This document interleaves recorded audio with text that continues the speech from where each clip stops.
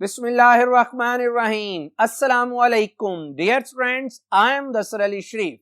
Students, Chemistry second year, chapter number 3 और आज के इस लेक्चर में हम दो टॉपिक्स को डिस्कस करेंगे. एक है बोरेक्स बेट टेस्ट और दूसरा है यूजेस ऑफ बोरेक्स. स्टूडेंट्स, ये दोनों topic examination point of view से बहुत इंपॉर्टेंट है. एग्जामिनेशन पॉइंट ऑफ व्यू में अगर बात की जाए तो इनमें से आपके पास शॉर्ट क्वेश्चंस और एमसीक्यूज को बेशुमार दफा पूछा गया है. तो आइए स्टार्ट करते हैं आज का टॉपिक. जी students, borax bead test. Students याद रखिएगा कि borax bead test is also called bead test. आप इसको बीड टेस्ट भी कह सकते हैं. स्टूडेंट, इसी का ही एक और नाम है, दैट इज ब्लिस्टर्स टेस्ट. यानी ब्लिस्टर्स, यानी आप बोरेक्स बीड टेस्ट कह लें, आप बीड टेस्ट कह लें या आप ब्लिस्टर्स टेस्ट कह लें, दोनों में कोई फर्क नहीं. Student, borax bead test was introduced by Jacob बेrzelius इन 1812. 1812 में जैकब बेrzelius ने बोरेक्स बीड टेस्ट को क्या करवाया था, इंट्रोड्यूस. स्टूडेंट, सबसे पहले ये बात पढ़ते हैं कि आखिर बोरेक्स बीड टेस्ट है किस लिए है और इसको परफॉर्म क्यों करते हैं. स्टूडेंट, ये जो है ऑब्जेक्टिव अगर इसकी बात की जाए तो this test is used as confirmatory test. ये कंफर्मेटरी टेस्ट के तौर पे यूज होता है. किसके लिए? For the coloured ions of the salts. और वो साल्ट्स कौन कौन से हैं? Copper, iron, manganese, cobalt, chromium and nickel. Student, मैं अगर आपको इसके ऑब्जेक्टिव को समझाने से पहले आपसे बात करूं थोड़े से प्रैक्टिकल वर्क की, तो स्टूडेंट सेकंड ईयर के आपके प्रैक्टिकल्स में एक टॉपिक है साल्ट एनालिसिस. साल्ट एनालिसिस में स्टूडेंट्स क्या होता है कि आपको अननाउन साल्ट दे दिया जाता है और कहा जाता है कि इस साल्ट को आइडेंटिफाई करें, यानी इस साल्ट में कौन कौन से कंपोनेंट्स मौजूद हैं. स्टूडेंट, मैं आपको सबसे पहले ये बात बताना चाहता हूं कि साल्ट क्या है. याद रखिएगा, साल्ट को हम डिफाइन करते हैं the product formed in the neutralisation reaction other than water. Neutralisation reaction में पानी के अलावा जो प्रोडक्ट बनती है दैट इज कॉल्ड साल्ट. जैसा कि स्टूडेंट आप देख सकते हैं कि जब हाइड्रोक्लोरिक एसिड और सोडियम हाइड्रोक्साइड ये दोनों आपस में मिलते हैं तो न्यूट्रलाइजेशन रिएक्शन कहलाता है. जब ये दोनों आपस में मिलते हैं तो इसके नतीजे में एक प्रोडक्ट तो वाटर बनती है, दूसरी जो प्रोडक्ट बनती है NaCl, that is called salt. Students, अब अगर आप साल्ट की बात करें ना तो इस साल्ट के दो कंपोनेंट्स हैं. एक वो कंपोनेंट है जो एसिड प्रोवाइड करता है और NaCl के केस में Cl नेगेटिव वो कंपोनेंट है जो एसिड प्रोवाइड कर रहा है. तो हम कहते हैं कि जो Cl नेगेटिव है दैट इज एसिडिक रेडिकल, यानी इट कम्स फ्रॉम एसिड. इसी तरह साल्ट का वो हिस्सा जो बेस से आया है यानी Na+, that is called basic radical. तो यूं स्टूडेंट, जब आप कहते हैं कि हमने साल्ट एनालिसिस करना है तो इसका मतलब यह है कि आपने साल्ट में मौजूद एसिडिक रेडिकल और बेसिक रेडिकल को क्या करना है, आइडेंटिफाई करना है. स्टूडेंट, साथ ही साथ एक और बात याद रखिएगा कि जो एसिडिक रेडिकल है it always carry negative charge and basic radical always carry positive charge. और अगर ये पॉजिटिव चार्ज कैरी करता है तो इसका मतलब है कि ये रेडिकल हमेशा मेटेलिक इन नेचर होगा, क्योंकि पीरियोडिक टेबल में मेटल्स वो एलिमेंट हैं जो अपने ऊपर क्या रखती हैं, पॉजिटिव चार्ज. तो अब स्टूडेंट, जब आपने बेसिक रेडिकल्स को आइडेंटिफाई करना हो तो उनके लिए हम एक कंफर्मेटरी टेस्ट करते हैं which is called borax bead test. और मैं रिपीट कर दूं कि इस बोरेक्स बीड टेस्ट में कौन कौन से हैं रेडिकल्स, जैसा कि मैंने पहले रिपीट किया, यानी इनमें वो साल्ट्स के रेडिकल्स होंगे जिनमें क्या मौजूद होगा, copper, iron, manganese, cobalt, chromium और स्टूडेंट्स निकल. अच्छा स्टूडेंट, एक और बात आपको इंटरेस्टिंग बताऊं. ये तो जो मैंने रेडिकल बोले ना, ये तो हमारी टेक्स्ट बुक ने कहा कि इन रेडिकल्स को आइडेंटिफाई करते हैं और साल्ट एनालिसिस में यही रेडिकल मौजूद हैं. लेकिन मैं आपको आपके इंटरेस्ट के लिए एक और बात बता दूं कि ना सिर्फ ये रेडिकल बोरेक्स बीड टेस्ट देते हैं, बल्कि इनके अलावा जो बोरेक्स बीड टेस्ट देते हैं उनमें मौजूद है हमारे पास गोल्ड, उनमें मौजूद है uranium, tungsten, vanadium, cerium, titanium और मोलिब्डेनम. ये भी बोरेक्स बीड टेस्ट देते हैं. लेकिन हमारा जो कंसर्न रहेगा अपने प्रैक्टिकल वर्क में और आज के इस लेक्चर में वो मेनली फोकस रहेगा इन रेडिकल्स पर जो कि हमारी बुक पे शामिल। स्टूडेंट्स, अब करना कैसे है, साल्ट एनालिसिस को परफॉर्म कैसे करना है। स्टूडेंट्स, पहले आपको मैं थोड़ी सी इसकी थ्योरेटिकल एक्सप्लेनेशन दूंगा और बाद में आपको इसकी इंशाल्लाह डिमॉन्स्ट्रेशन भी दूंगा, यानी मैं बात करूंगा प्रोसीजर की कि आखिर ये परफॉर्म कैसे करते हैं। तो स्टूडेंट याद रखिएगा, पर इसको परफॉर्म कैसे करना है। Prepare a loop. स्टूडेंट, सबसे पहले एक लूप तैयार कर लें, किसका, at the end of platinum wire. Student, loop से क्या मुराद है, अगर आप देखें तो मेरे पास एक प्लैटिनम की वायर है, लूप से मुराद है कि मैं उसका थोड़ा सा आगे से क्या बना लूं, गोल कर दूं, यानी उसका सर्कल बना दूं, तो मैं कहूंगा कि ये प्लैटिनम का क्या बन गया, लूप बन गया। स्टूडेंट्स, यहां पे एक और आपके जहन में क्वेश्चन आना चाहिए कि सर आपने जब आपने कहा प्लैटिनम वायर का लूप बनाना है, तो सर आखिर प्लैटिनम वायर का ही क्यों लूप बनाना है, प्लैटिनम वायर का ही आखिर लूप क्यों बनाना है। स्टूडेंट, प्लैटिनम वायर का इस वजह से लूप बनाना है कि हम पढ़ेंगे इस टेस्ट में कि हमने इस प्लैटिनम वायर को क्या करना होता है, हीट करना होता है। स्टूडेंट, जब हम हीट करते हैं तो उस हीट करने से एक कलर प्रोड्यूस होता है, उस कलर की बुनियाद पर हमने अपने इन रेडिकल्स को क्या करते हैं, आइडेंटिफाई। प्लैटिनम को इस वजह से लेते हैं क्योंकि ये अपना कोई पर्टिकुलर कलर शो नहीं करती। स्टूडेंट, अंडरस्टूड सी बात है ना कि अगर मैंने कलर के लिहाज से रेडिकल्स को आइडेंटिफाई करना है तो फिर रेडिकल अपना कलर देगा, और अगर मैंने जो वायर ली है वो भी अपना कलर देगी, तो दोनों को आइडेंटिफाई करने में क्या हो जाएगा, मसला। तो प्लैटिनम को इस वजह से लिया क्योंकि ये अपना पर्टिकुलर कलर शो नहीं करती। स्टूडेंट्स, आप प्लैटिनम वायर की जगह निक्रोम वायर भी यूज कर सकते हैं। स्टूडेंट, ये जो निक्रोम वायर है that is form by the combination of, लफ्ज ही बता रहे हैं, निक्रोम निकल और क्रोमियम, और समटाइम इसमें क्या ऐड कर देते हैं, आयरन। स्टूडेंट, इसको भी यूज करने की यही वजह है कि ये अपना कोई पर्टिकुलर कलर शो नहीं करती। बहरहाल आपने करना क्या है कि सबसे पहले एक प्लैटिनम की वायर लेनी है, उसका क्या बना लेना है, एक लूप बना लेना। अब आपने क्या करना है, हीट द वायर, वो जिसका आपने लूप बनाया, heat the wire and take a little powder borax on the hot loop। यानी सबसे पहले आपने प्लैटिनम का एक वायर बनाया, उसको फ्लेम में रख के क्या किया, हीट करने के बाद आपने उसको फ्लेम से हटा के उसके ऊपर क्या ऐड करना है, क्या डालना है, बोरेक्स पाउडर। स्टूडेंट, होगा क्या, जब आप बोरेक्स पाउडर को डालेंगे उसके ऊपर, तो फिर आप क्या करेंगे, हीट अगेन, दोबारा से आप उसको हीट करेंगे, तो क्या होगा, borax first swells up, borax क्या हो जाएगा, फूल जाएगा। ये बात हमने पहले भी पढ़ी थी, यानी अगर ये बोरेक्स है तो जब आप इसको हीट करेंगे तो हीट करने का मतलब है कि यहां से ये जो वाटर ऑफ क्रिस्टलाइजेशन है स्टूडेंट्स, ये क्या हो जाएगा, रिमूव हो जाएगा, और जो बोरेक्स है हम कहेंगे ये क्या हो गया, फूल गया। स्टूडेंट, ये जो बोरेक्स हमारे पास बनता है Na2B4O7, that is also called borax glass, या आप इसको क्या कह सकते हैं, एनहाइड्रियस बोरेक्स। तो आप जब उसको हीट करेंगे तो हमारे पास क्या बन जाएगा, ये बोरेक्स ग्लास या एनहाइड्रियस बोरेक्स। स्टूडेंट, जब आप इसको मजीद हीट करते जाएंगे, यानी स्वेल्स होने के बाद भी जब आप इसको हीट करेंगे, तो फिर क्या होगा, ये जो आपके पास बोरेक्स ग्लास बना है, ये क्या होगा, melts into a colourless glass like Beed से मुराद मोती, ये कलरलेस ग्लास लाइक बीड बन जाएगा ऑन द लूप। यानी सबसे पहले जब आप उसको हीट करेंगे तो स्वेल्स अप होगा, स्वेल्स अप होने के बाद वो कलरलेस ग्लासी मैस में क्या हो जाएगा, कन्वर्ट। और वो ग्लासी मैस क्या है स्टूडेंट, यानी जब आप इसको हीट कर रहे हैं तो ये कन्वर्ट होगा किसमें स्टूडेंट, सोडियम मेटाबोरेट में along with boric anhydride. Student, इन दोनों का जो कॉम्बिनेशन है that is called transparent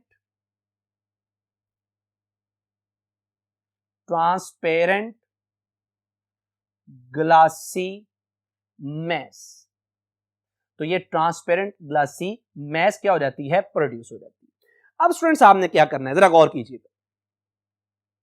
ji student, now put a few grains मैंने जर्रात, किसके जी, of the substance under examination, यानी उस कंपाउंड के, उस साल्ट के जिसमें मौजूद, आपने बेसिक रेडिकल को क्या करना है, आइडेंटिफाई करना है। आप क्या करेंगे, उसको पुट करेंगे उस ग्लासी ट्रांसपेरेंट मैश पर, फिर आप क्या करेंगे, ऑन द बीड्स, यानी जो मोती ग्लासी ट्रांसपेरेंट मैश बनी है, एंड रीहीट, और दोबारा करेंगे in the oxidising flame and then in the reducing flame. Students, मैं आपको एक बात बता दूं, मैं दोबारा से सारा अगर थोड़ा सा रिपीट करूं तो सबसे पहले आपने एक प्लैटिनम वायर ली, उस प्लैटिनम वायर का लूप बनाया, उस प्लैटिनम वायर को आपने क्या किया, हीट किया। हीट करने के बाद आपने उसके ऊपर बोरेक्स को डाला, उसके ज़रात पाउडर डाला। जब आप बोरेक्स और पाउडर डालते उसको दोबारा से क्या करते हैं, हीट करेंगे तो सबसे पहले क्या होगा, बोरेक्स क्या होगा, स्वेल्स अप। जब बोरेक्स स्वेल्स अप हो जाएगा आप उसको मजीद हीट करेंगे तो वो ट्रांसपेरेंट ग्लासी मैश में कन्वर्ट होगा। स्टूडेंट वो जो ट्रांसपेरेंट ग्लासी मैश में कन्वर्ट हुआ, आप उसके अंदर अपने अननोन साल्ट के ग्रेन्स को, पाउडर को ऐड करेंगे और ऐड करने के बाद आप उसको एक दफा हीट करेंगे ऑक्सीडाइजिंग फ्लेम में और एक दफा आप उसको हीट करेंगे रिड्यूसिंग फ्लेम। हर दफा जब आप ऑक्सीडाइजिंग फ्लेम में हीट करने के बाद उसको बाहर निकालेंगे तो एक खास कलर प्रोड्यूस होगा जिससे हमें पता चलेगा कि ये अननोन बेसिक रेडिकल कौन सा है। और इसी तरह जब आप उसको रिड्यूसिंग फ्लेम में हीट करने के बाद बाहर निकालेंगे तो देन भी एक पर्टिकुलर प्रोड्यूस कलर होगा जो कि इंडिकेट करेगा अननोन बेसिक रेडिकल्स को। अब स्टूडेंट मैं आपको यहां पे फिर थोड़ा सा बताना चाहता हूं कि आखिर ये ऑक्सीडाइजिंग फ्लेम क्या होता है और एक ये रिड्यूसिंग फ्लेम क्या होता है। स्टूडेंट्स अगर आप देखें तो ये मेरे पास एक बंसन फ्लेम है, बंसन बर्नर है, सॉरी स्टूडेंट। इस बंसन बर्नर में हमने एक साइड से जो पाइप है इसको अटैच कर दिया गैस की सप्लाई के साथ स्टूडेंट। और अगर आप देखें तो इसके बॉटम में एक सुराख मौजूद है स्टूडेंट। जब मैं सुराख को कवर कर देता हूं तो ऑक्सीजन की सप्लाई क्या हो जाती है, कम। जब ऑक्सीजन की सप्लाई कम हो जाएगी तो मैं कहूंगा स्टूडेंट्स कि ये रिड्यूसिंग फ्लेम है। और जो रिड्यूसिंग फ्लेम होता है student that is yellow in colour.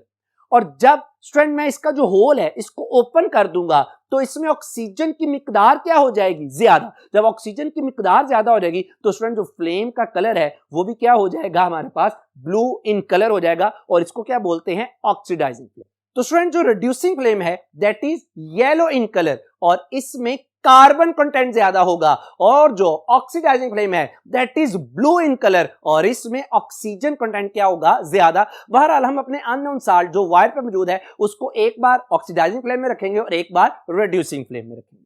अब स्टूडेंट्स ऐसा क्या मामला हो गया कि आपने उसको ऑक्सीडाइजिंग फ्लेम में रखा या रिड्यूसिंग फ्लेम में रखा तो एक पर्टिकुलर कलर प्रोड्यूस हो गया। यानी अब मैं बोरेक्स बीड टेस्ट की एक्चुअल केमिस्ट्री को डिस्कस करने जा रहा हूं कि आखिर क्या मामला हुए साल्ट के साथ कि वहां से हमें कलर्ड बीड एक पर्टिकुलर कलर क्या हो गया, प्रोड्यूस हो गया। यानी बात करने लगा हूं chemistry of borax bead test.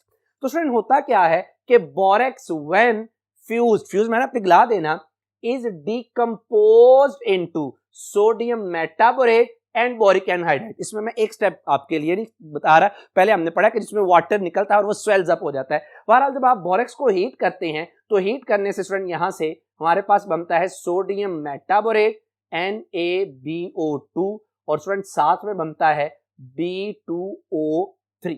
अब क्या होता है स्टूडेंट, तो ये जो हमारे पास ट्रांसपेरेंट ग्लासी मैश बना है, इस ट्रांसपेरेंट ग्लासी मैश में ये जो बोरिक एनहाइड्राइड है दिस इज बोरिक एनहाइड्राइड।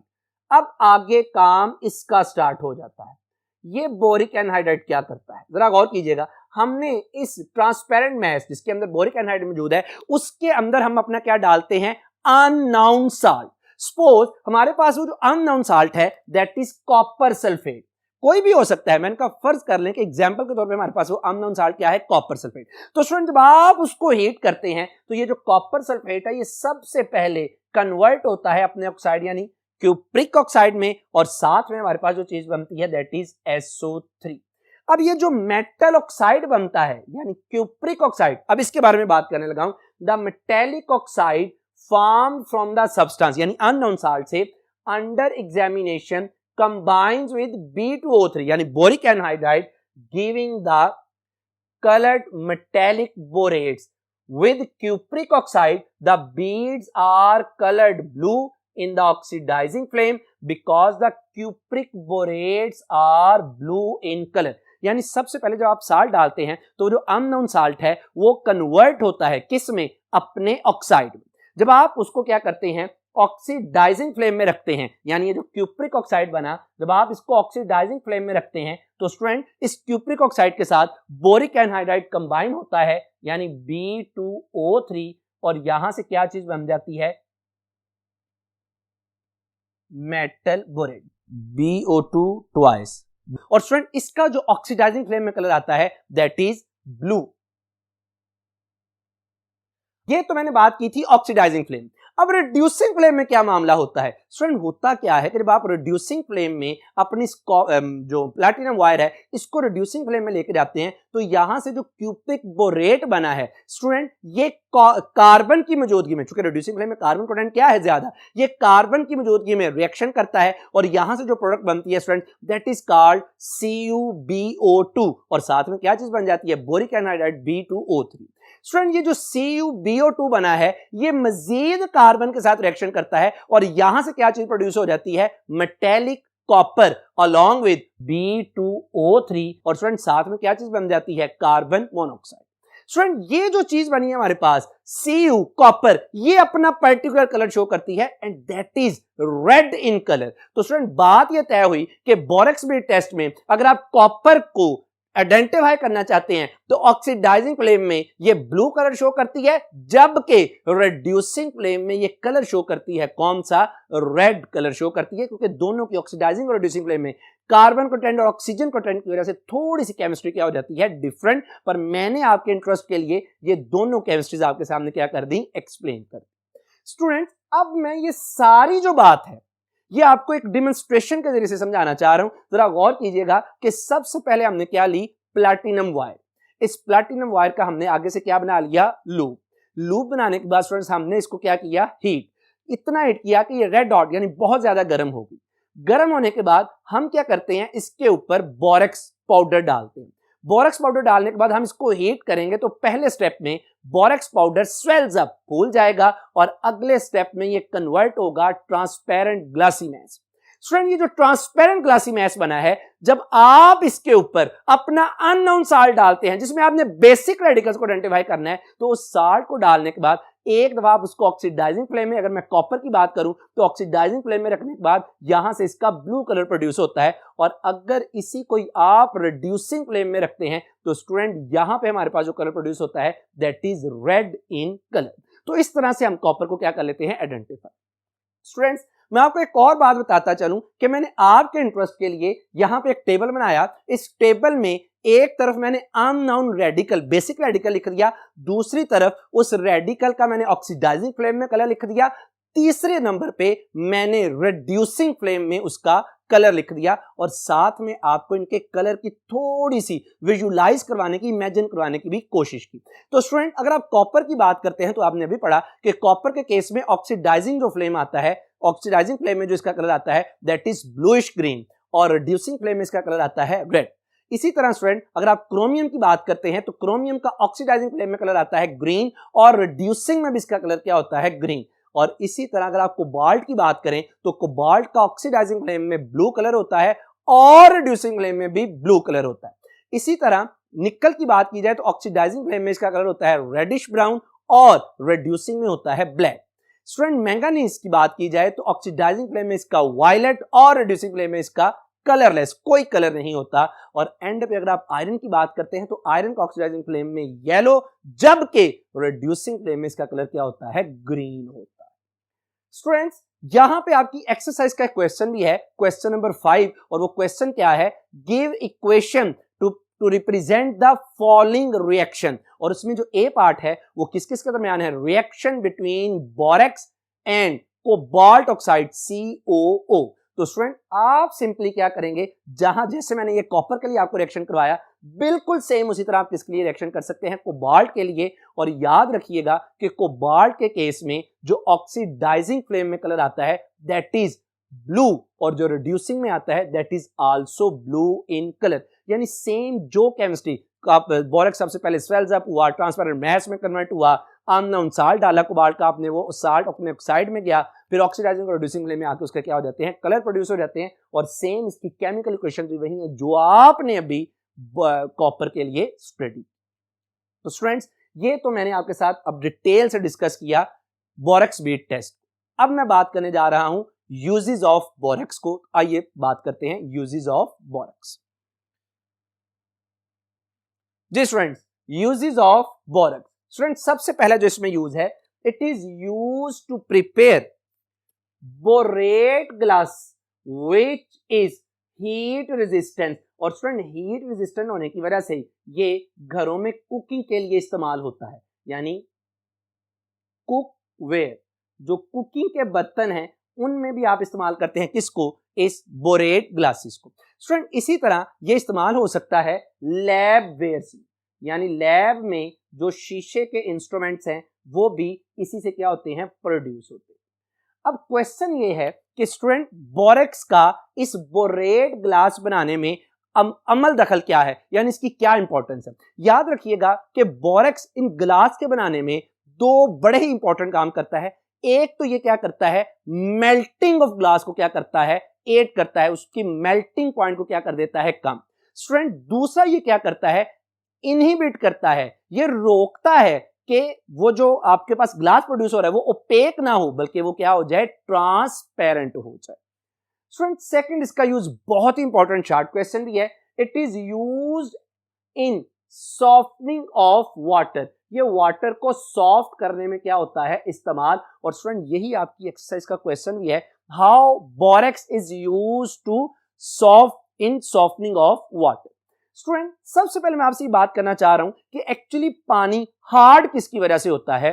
पानी याद रखिएगा हार्ड होता है due to soluble salts of calcium and magnesium in water. क्योंकि पानी में कैल्शियम और मैग्नीशियम के सॉल्युबल साल्ट्स होते हैं, इस वजह से वाटर क्या हो जाता है, हार्ड।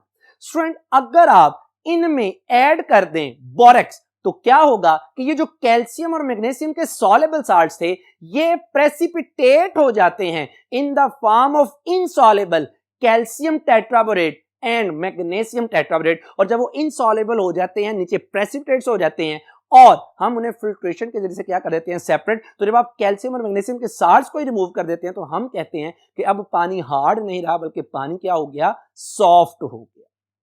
स्टूडेंट थर्ड जो इसका यूज है, ये भी हमने बड़ी डिटेल से पढ़ा भी, इट इज एम्प्लॉयड, इस्तेमाल किया जाता है in borax bead test for the detection of metallic cations. अब तो मुझे ये बात करने की जरूरत नहीं, क्योंकि बहुत ही डिटेल के साथ मैंने आपके साथ ये बोरेक्स बीड टेस्ट को क्या किया, डिस्कस किया।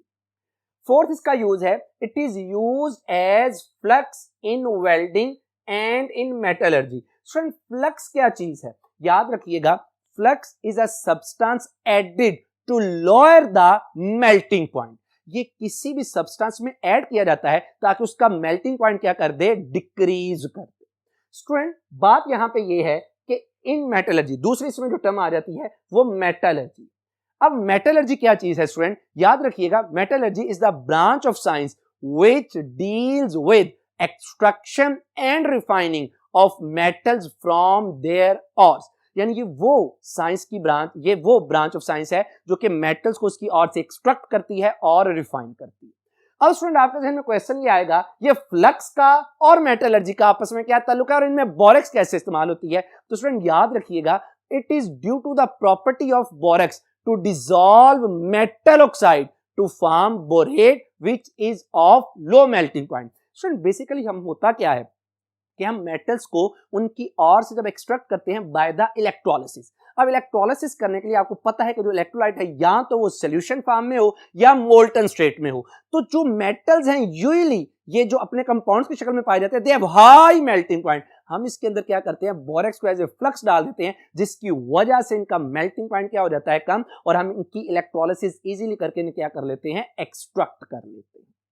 स्टूडेंट नेक्स्ट क्या है इसमें, it is used in metallurgical operation. Student अभी मैंने बात की मेटलर्जी की, यानी ऐसे operations which are related with the metallurgy of metal, यानी मेटल को एक्सट्रैक्ट करने की टेक्निक्स में जो मेथड यूज होते हैं, that is called metallurgical operations. Friend छठा है, इट इज एम्प्लॉयड, इस्तेमाल किया जाता है इन मेकिंग वॉशिंग पाउडर। ये वॉशिंग पाउडर बनाने में भी क्या किया जाता है, इस्तेमाल। और स्टूडेंट इसका बड़ा ही इंटरेस्टिंग यूज है वॉशिंग पाउडर में। वॉशिंग पाउडर में इसका यूज किस तरह से, पहली बात ये क्या करता है, ये जो सफेद कपड़े हैं उनकी व्हाइटनेस को इंप्रूव करता है। ये यूजुअली बड़ी जनरल सी बात है कि जो व्हाइट कपड़े हैं ना, with the passage of time वो उनमें येलोइश कलर आना शुरू हो जाता है। लेकिन स्टूडेंट अगर आप जो डिटर्जेंट वगैरह यूज करते हैं, अगर आप उनमें बोरेक्स को ऐड कर दें तो इसकी व्हाइटनेस को क्या कर देता है, इंप्रूव कर देता है।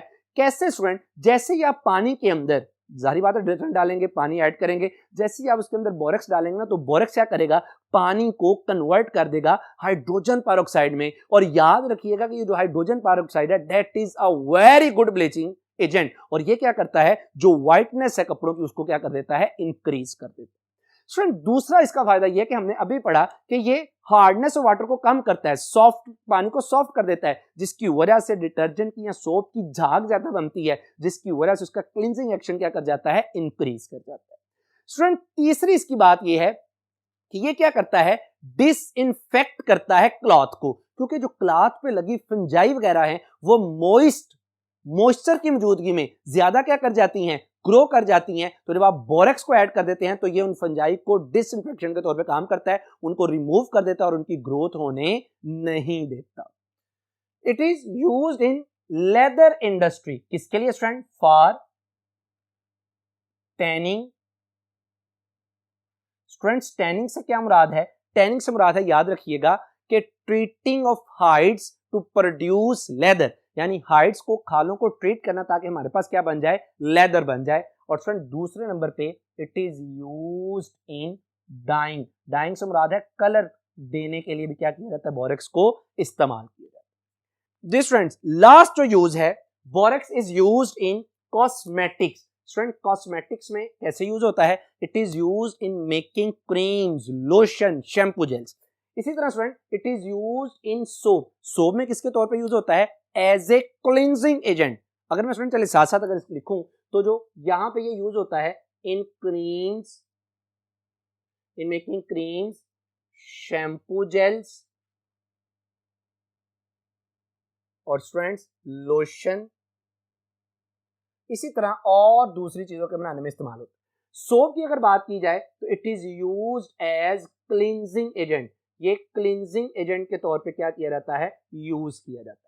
इन टेक्सटाइल इंडस्ट्री, स्टूडेंट अभी आपने पढ़ा टेक्सटाइल इंडस्ट्री में ये यूज होता है कैसे, एज ब्लीचिंग एजेंट। स्टूडेंट याद रखिएगा डायरेक्ट नहीं ब्लीचिंग एजेंट के तौर पे यूज होता, बेसिकली ये क्या करता है, ब्लीचिंग एजेंट को प्रोड्यूस करवाता है। लाइक अगर आप वाटर लेते हैं तो वहां से भी ये ब्लीचिंग पाउडर को प्रोड्यूस करवाता है, कैसे, जब ये क्या करता है, वाटर को रिड्यूस कर देता है, किसमें, हाइड्रोजन पेरोक्साइड। इसी बात को मैं अभी डिटेल से बड़ी डिस्कस करके भी आया हूं। पेंट्स, पेंट्स में स्टूडेंट कैसे यूज होता है, जब आप क्या करते हैं, बोरेक्स को मिक्स कर देते हैं, किसके साथ, कैसीन के साथ, मिक्स विद, कैसीन स्टूडेंट एक प्रोटीन है, टू फॉर्म पेंट्स, यानी कैसीन के साथ इसको मिक्स करके आप स्टूडेंट्स क्या बनाते हैं, पेंट्स बनाते हैं। इसी तरह स्टूडेंट इन मेडिसिन, जो बोरेक्स है इसको मेडिसिन के तौर पे भी यूज किया जाता है। अब किसके लिए, मेडिसिन के तौर पर, फॉर एग्जांपल ऐसी मेडिसिन बनाने के लिए जो क्या करती हैं, relief from painful red eyes या थ्रॉट स्वेलिंग, यानी जो गला जो है ये स्वेल कर जाता है, इसके ट्रीटमेंट के लिए भी आप इसको क्या करते हैं, यूज करते हैं, throat swelling. Student in match industry, माचिस की इंडस्ट्री में भी इसका क्या होता है इस्तेमाल, और माचिस की इंडस्ट्री में स्टूडेंट इसका इस्तेमाल किस तरह से होता है कि ये क्या करता है, for impregnating match stick to prevent after birth. Student इन लाइनों में मैंने ये बताने की कोशिश की है आपको कि इसको मैच इंडस्ट्री में यूज किया जाता है। भला क्यों, क्योंकि जैसे ही आप माचिस को जलाते हैं, आपने ऑब्जर्व किया कि जैसे ही माचिस के ऊपर वाला हिस्सा बर्न हो जाए तो वो मजीद फ्लेम प्रोड्यूस नहीं करता, वो वहीं पे क्या हो जाता है, बुझ जाता है। तो वो जो ऊपर वाला मटेरियल है उसको बनाने में भी बोरेक्स का क्या किया जाता है, इस्तेमाल किया जाता है, ताकि वो एक दफा जलने के बाद मजीद शोले में कन्वर्ट ना हो सके। स्टूडेंट आखिर इसका यूज है एज ए प्रिजर्वेटिव। बेसिकली होता क्या है स्टूडेंट, जो बोरेक्स है, बोरेक्स इसमें एक्ट्स एज प्रिकर्सर, ये स्टार्टिंग मटेरियल के तौर पर क्या होता है, यूज होता है फॉर प्रिपेयरिंग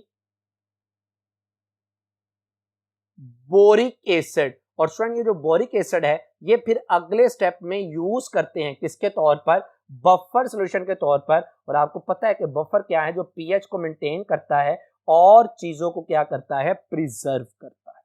तो स्टूडेंट ये तो मैंने आपके सामने चंद एक इसके यूजेस को डिटेल के साथ डिस्कस करने की कोशिश की। उम्मीद है कि आपको आज की बातें समझ आई होंगी। मेरी अल्लाह सुब्हानहू तआला से दुआ है कि आप पे अपना रहम करम फजल फरमाए। अपना बहुत ख्याल रखिएगा। आपसे मुलाकात होगी अगले लेक्चर में। अस्सलामु अलैकुम।